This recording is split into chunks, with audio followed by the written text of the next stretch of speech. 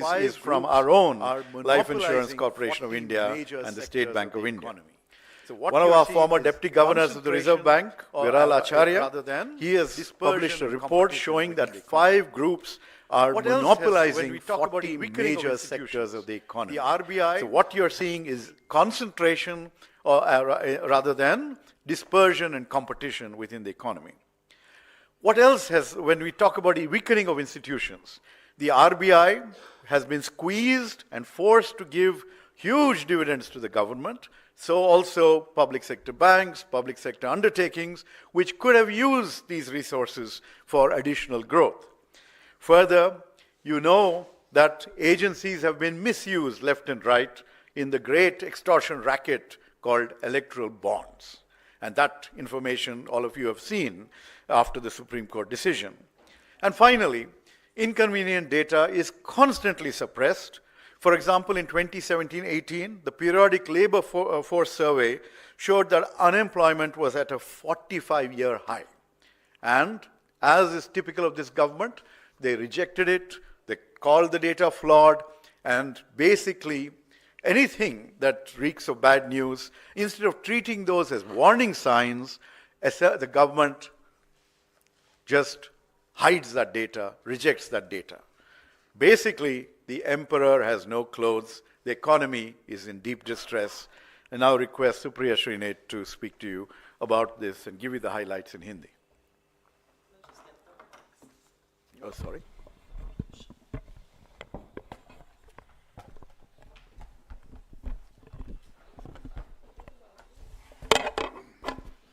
Thank you very much mister Chidambaram and professor Gowda. आप सब लोगों को मेरा नमस्कार।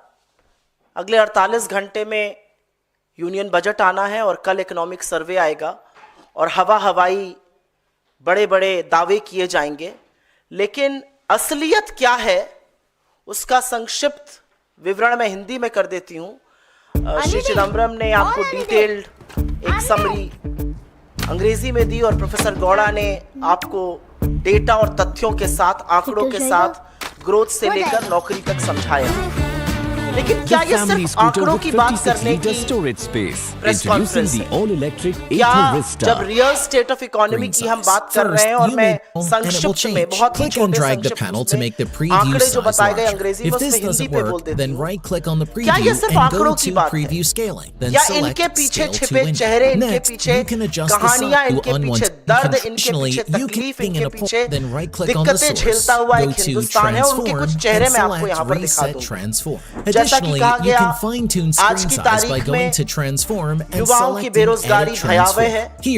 अगर आप स्नातक हैं, ग्रेजुएट हैं, तो 29% लोग बेरोजगार हैं। दिक्कत की बात यह है कि मैन्युफैक्चरिंग में एक बब्बर शेर बनाया गया था, मेक इन इंडिया का, वो कागजी शेर निकला और मैन्युफैक्चरिंग की नौकरियां लगातार गिरती जा रही हैं। मैन्युफैक्चरिंग का शेयर इकोनॉमी में 25% होना था 2022 में, वो महज 15% के थोड़ा सा ऊपर है। असलियत यह है कि बड़े बड़े हवाई क्लेम किए गए, लेकिन पिछले 10 साल में नरेंद्र मोदी के शासनकाल में जीडीपी ग्रोथ रेट मात्र 6% थी, जो कि यूपीए के 10 साल के 7.6% से कहीं कम है। असलियत यह है कि बगल वाले बांग्लादेश का पर कैपिटा इनकम हमसे आज की तारीख में ज्यादा है। असलियत यह है कि कर्जे का बोझ हिंदुस्तान के आम परिवार झेल रहे हैं, किसान झेल रहा है, महिला झेल रही है, युवा झेल रहे हैं, बेरोजगार झेल रहे हैं। असलियत यह है कि गोल्ड लोन, अपने सोने को गिरवी रखकर आज लोग घर चलाने को मजबूर हैं, तो जो मंगलसूत्र छीनने की बात करते थे वो खुद मंगलसूत्र छीन रहे हैं। असलियत यह है कि कॉर्पोरेट टैक्स, जो बड़े बड़े पूंजीपति, बड़े बड़े उद्योगपति टैक्स देते हैं, वो आजाद हिंदुस्तान में पहली बार इनकम टैक्स से कम है और हम और आप इनकम टैक्स और जीएसटी के तरह से टैक्स ज्यादा दे रहे हैं। गरीब आदमी का गला ज्यादा रेता जा रहा है। बहुत चरण वंदन करते हैं टीवी चैनल पर आकर, और अगर आप सामने उनके माइक लगा दीजिए, लेकिन हिंदुस्तान के पूंजीपति नरेंद्र मोदी जी की नीतियों पर विश्वास नहीं करते हैं। वो इन्वेस्टमेंट करने को, निवेश करने को नहीं तैयार है और इसीलिए निवेश की जो दर है, इन्वेस्टमेंट का जो रेट है, वो लगातार गिरता गया है। असलियत यह है कि लाल आंखें दिखानी थी चीन को, लेकिन चीन के साथ व्यापार सबसे ज्यादा किया नरेंद्र मोदी ने और 83% से ज्यादा ग्रोथ चीन से आए हुए, आयात किए हुए सामान की हुई। हमारे डोमेस्टिक कैपिटलिस्ट को, डोमेस्टिक उद्योगपतियों को तो नहीं भरोसा है। एफडीआई का जो एक झुंझुना बजाया जाता था वो भी थम गया है। विदेश के लोगों को भी मोदी जी की नीतियों पर, उनके शब्दों पर भरोसा नहीं रह गया और इसीलिए एफडीआई भी गिर रहा है। असलियत यह है कि अगर लोगों के पास देश छोड़कर बाहर जाकर बसने का मौका है, बाहर जाकर निवेश करने का मौका है, तो असल में वो कर रहे हैं। 21,000 से ज्यादा हाई नेटवर्थ इंडिविजुअल्स ने इस देश की नागरिकता छोड़ दी है। कोई सरकार क्या करेगी? वो गरीबों पर ध्यान देगी, शिक्षा पर ध्यान देगी, स्वास्थ्य पर ध्यान देगी, वेलफेयर पर ध्यान देगी, सामाजिक कल्याण पर ध्यान देगी। और लाइन का अंत नहीं हो रहा था। हजारों लोग, 100 लोगों की लाइन में लगे हुए थे। ये पुणे की तस्वीर है। ये जो आर्थिक स्थिति आपको बताई और इसके बाद आपके सवालों का स्वागत रहेगा, ये जो आर्थिक स्थिति आपसे साझा की गई है, ये आंकड़े नहीं है, ये हिंदुस्तान की वो असलियतें हैं जो ये चेहरे बयां कर रहे हैं। वो बेबसी, वो दर्द, वो तकलीफ जिसको सुनकर नरेंद्र मोदी और उनकी सरकार के लोग कहते हैं हम लहसुन प्याज नहीं खाते, पकौड़े तल लो, हम 5वीं अर्थव्यवस्था बन गए। आप चांद पे पहुंच जाइए, अगर सुमन को आटे की तंगी से जान देनी पड़ रही है तो लानत है आपकी सरकार पर, लानत है आपके हवाई वादों पर। क्योंकि आपकी किताबों में मौसम बहुत गुलाबी है, लेकिन वो सारे दावे झूठे हैं, वो आंकड़े किताबी हैं। ये असलियत है। आपके सवालों का स्वागत है। Your questions are welcome. Please direct them to the architect of this report and of course mister Chidambaram.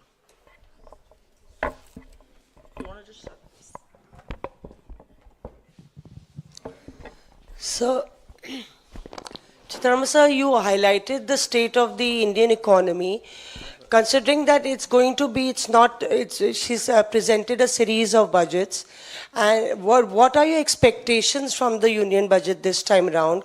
It's going to be the second in the Modi 3.0. It will be Modi 3.0.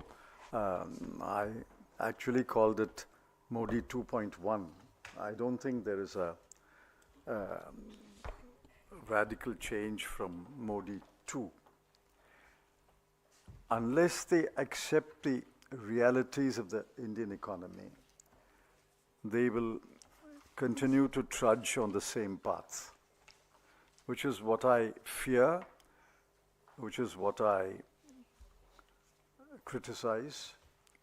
Unless they change their approach to growth and development, and they adjust their fiscal and monetary policies accordingly, I'm afraid it'll be more of the same, but I don't wish more of the same. I hope that they will change, but if they have not changed until yesterday in their pronouncements, there is barely 48 hours for them to change.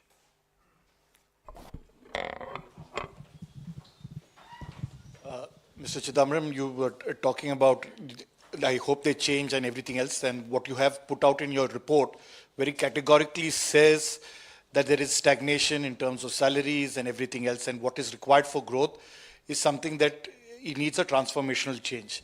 Having said that, we are told that the government is attempting a direct tax code, which the UPA also attempted to do so, and somehow didn't go forward. Now I think the Prime Minister and the Finance Minister are keen on simplifying things to a great extent.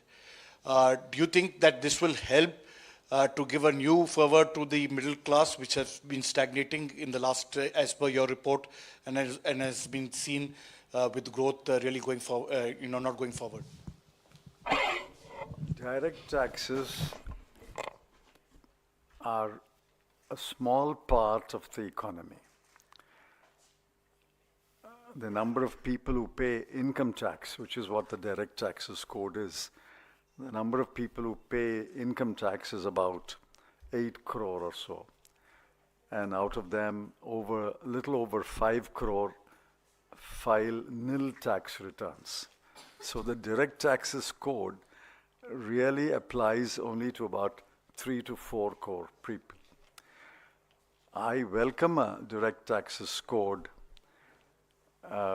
We attempted, Mr. Pranam Mukherjee attempted, but it failed failed because the BJP leaders in the Lok Sabha and Rajya Sabha told me that they have no appetite for any more reform. This is in 2013-14. I'm quoting the words, we have no appetite for any more reform, and if the Dr. Manmohan Singh government brings major reform bills, we're not going to support it. The Direct Access Code could not have been passed without the opposition support at that time, because the government did not have an absolute majority. The Congress did not have an absolute majority in both houses. So I will welcome the attempt to introduce a Direct Access Code, but if the Direct Access Code is going to be a similar exercise like the so-called IPC, CRPC, Indian Evidence Act revisions, it's a waste of time. Because as you know, 90 to 99% of the old 3 laws were cut and pasted into the new law. If the present Income Tax Act is going to be cut and pasted 90 or 95%, it's a waste of time.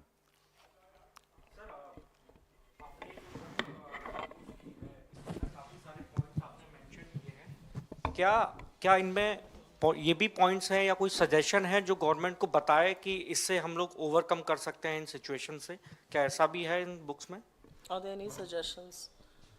देखिए ऐसा है, इसका जवाब मैं चाहती हूँ professor Gowda दे, लेकिन आपसे सिर्फ ये बताना चाहते हैं, सबको पता है कि असलियत क्या है इकोनॉमी की। सरकार आंख पे पट्टी बांध करे, उनको भी पता है, लेकिन वो डॉक्टर है जिसके पास जब आप जाकर बताते हैं कि मेरे पेट में दर्द है, तो वो मानने को ही तैयार नहीं है। जब वो समस्या को मानने को तैयार नहीं है तो समाधान कैसे मिलेगा? पर प्रोफेसर गौड़ा इस पर आई थिंक ज्यादा detailed.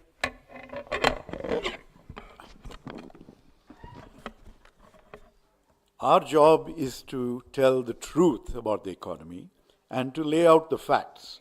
The government's job, that's why they've been elected, is to actually act on the facts and find solutions.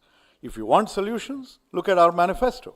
They've already done that. They've taken our apprenticeship program and turned that into some version of an internship program.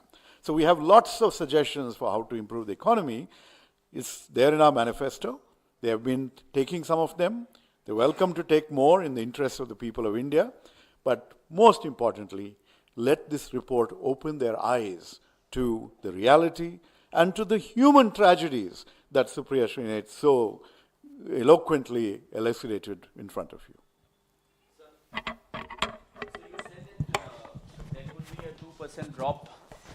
So you said that there could be a 2% drop in the GDP levels. I said there has been. There has been a 2% drop. So going forward, do you also fear that the economy could go into recession? And how do you look at the government's claims that it is one of the fastest growing economies and so on? The economy will not go into a recession. I've explained that many times. Even if there's no government in India, we will grow at between 4 and 5%. Because the farmers, the workers, the small industries continue to produce food grain and other things and services. India's economy will not go into a recession. Question is how much more, how much higher than the 4 to 5% can the government's policies make. This government's policies added about 1 to 1.5%, maximum of 2% to the inherent growth rate. But that's not sufficient. I pointed out in one column that we are indeed the fastest growing economy in the world. But please remember, growing at 2.7% last year, the US added $787 billion to GDP in that 1 year. So 2.7% adds $787 billion. China grew last year at 4.9% and it added $895 billion to its GDP. At 4.9, it adds 895 billion. We are growing at a faster rate. There's no doubt about that. But we add only 256 billion to our GDP because our base is low. We are 1/5 the size of China. So don't compare the growth rates. Compare the addition to the GDP. Growth rate is important, but the addition to the GDP, and is the gap narrowing or widening? The numbers are given you. If China adds 895 billion a year, US adds $787 billion a year, and we add $256 billion a year, the gap is growing.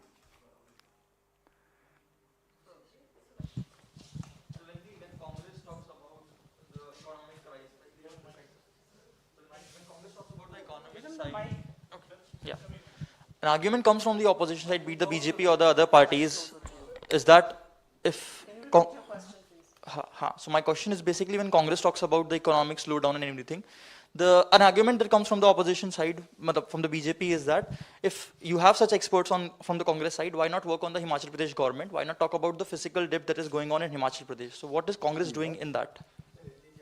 They're saying that the BJP says that if you have such great economists, why don't you work in Himachal Pradesh where things are falling? But that's not true actually. But we are talking about India's economy. Fiscal policy of India is not decided by a state government. Monetary policy is not decided by the state government. Direct taxes are not decided by the state government. GST, state governments have a role, but it's overwhelmingly weighted in favor of the central government. Therefore, we are talking about the national economy, the India's economy, and you turn around and repeat their question, why don't you work on Himachal Pradesh? Himachal Pradesh is not an independent country. So in last 10, 11 years, unemployment has been one major issue that opposition has been raising. As a former finance minister, what do you think, what's wrong with the government's approach in terms of addressing this issue? And any suggestions that you would like to make to the government of India to address this issue? If I make a suggestion, it will be shot down. So the best suggestion is not to make it. An extension to that question on unemployment, Mr. Gaura, because it's one of the issues that you've red flagged in your report. Could you highlight the particular areas or the areas of concern where the unemployment slump is more? And also, you also come from Bengaluru. So the Indian government is talking about digital transformation and how it's going to peg up the economy and employment. So how is the economy faring on that front as far as employment is concerned? So when you look at the various sectors of the economy, you see that more growth of jobs is happening in agriculture.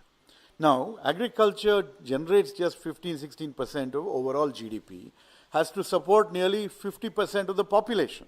So this is a very unproductive or underproductive allocation of people and resources. Okay?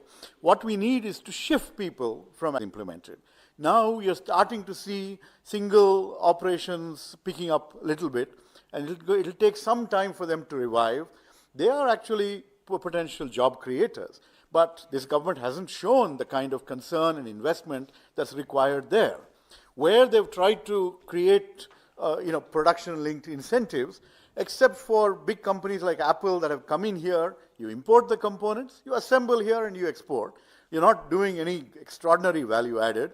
So while there is a uptick, it's not enough. Now when you talk about Bengaluru and you talk about the digital economy, we are on the verge of revolutions. You're looking at artificial intelligence, which can change the nature of jobs going forward. Is there anything, can we expect anything in this budget that will be proactive and farsighted and allow for training of our youngsters so that they are ahead of the game?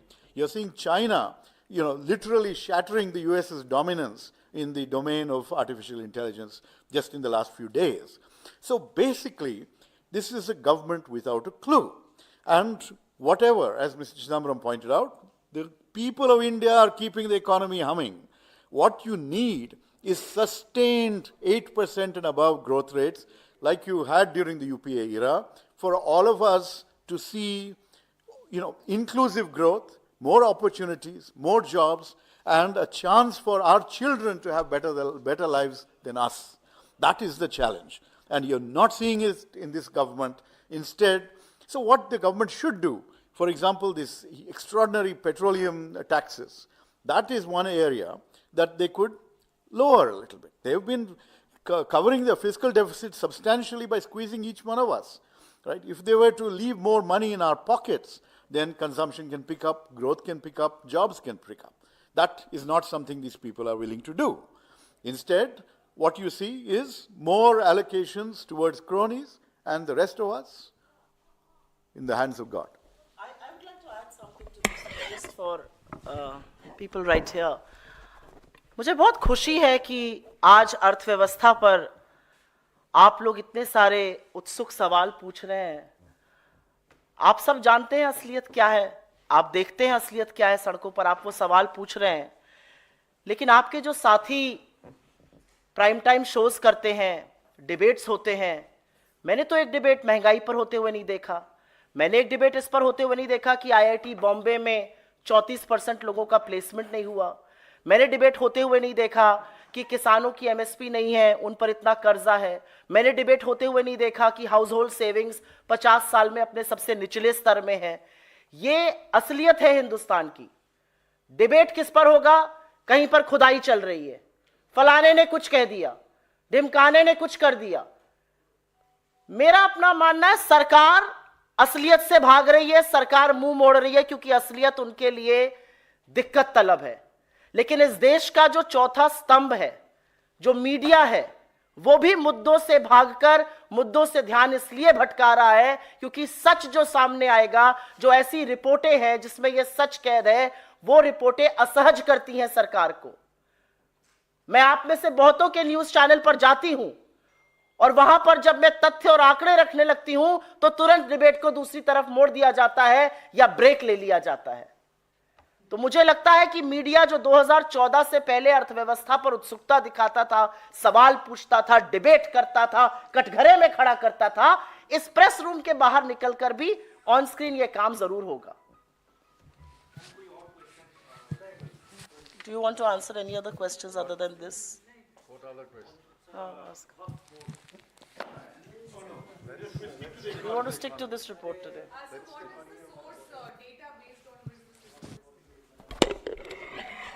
This data is sourced often from government data, Ministry of Statistics and Program Implementation, World Bank, media reports, everything that is in public, Press Information Bureau.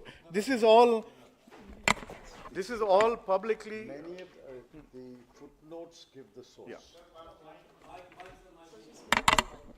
Footnotes give the source. Every page. Just a moment. For example, it says Economic Survey, NSSO Survey, Ministry of Statistics. It also gives the Times of India as a source, but I hope one of you represent the Times of India and you don't disown your source.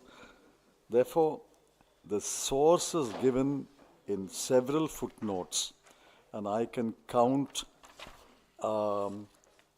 several footnotes in each chapter. So it's not as though we have written this report or Professor Gowda's team has written this report without acknowledging and indicating the source. Thank you very much. Thank you very much. Thank you.